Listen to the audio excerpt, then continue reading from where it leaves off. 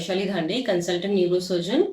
मी अमरावती प्रशांत नगर इथे प्रॅक्टिस करते. आजचा आपला टॉपिक आहे मिरगी, किंवा मराठीमध्ये आपण ज्याला म्हणतो फीट आणि इंग्लिशमध्ये म्हणतो सीझर्स. सीझर्स आणि सीझर्स जर आपल्याला कंटिन्यूस आले की त्याला आपल्याला एक लेबल देतात, एपिलेप्सी म्हणून ही लेबल एक आपण देतो त्याला. मराठीत म्हटलं म्हणजे फीट येणे हा एकदम कॉमनली आपल्याला ऐकायला मिळतो की मुलाला किंवा मुलीला फीट येतात. तर मला माझा आजचा मेन पॉइंट त्यांच्या पेरेंट्सला म्हणजे आई वडिलांना सांगू इच्छिते की तुमच्या जर मुलाला किंवा मुलीला फीट येत असतील तर मला साधारण तर त्यांचा मला क्वेश्चन असतो की का यांची नॉर्मल लाईफ असणार का, म्हणजे काय की इतर मुलांसारखे नॉर्मली आपण यांना वाढू शकणार का.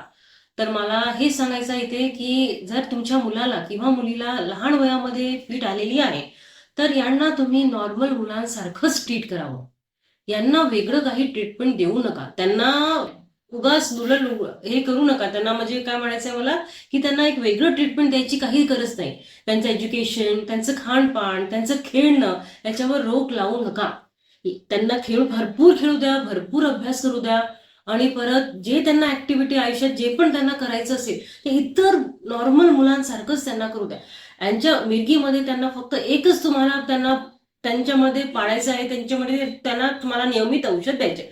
औषधांची जर काळजी तुम्ही नियमित घेतली किंवा बंधकपूर्वक घेतली तर त्याला त्या मुलाला किंवा मुलीला काही एक त्रास होणार नाहीये. 2 वेळ त्यांना औषध देणं, 2 वेळ किंवा 3 वेळ, व्हॉटेवर तुमचे डॉक्टर काय सजेस्ट करतात त्याच्यावरती अवलंबून आहे. 2 वेळा घ्यायची आहे, 3 वेळा घ्यायची, कोणाला एकदा लागते. ही औषध जर तुम्ही नियमित त्याला दिली तर तुम्हाला तुमच्या मुलीला किंवा मुलाला नॉर्मल मुलांसारखंच वाढवायचं आहे. याच्या पलीकडे कुठलंही बंधन त्यांच्यामध्ये घालू नका. आणि सगळ्यात महत्वाचं म्हणजे त्यांना भरपूर अभ्यास करू द्या. त्यांना जे बनायचं आहे, ज्यांना ते तुम्हाला घडवायचं आहे त्यांना ते आरामात तुम्ही घडवू शकता. थँक्यू.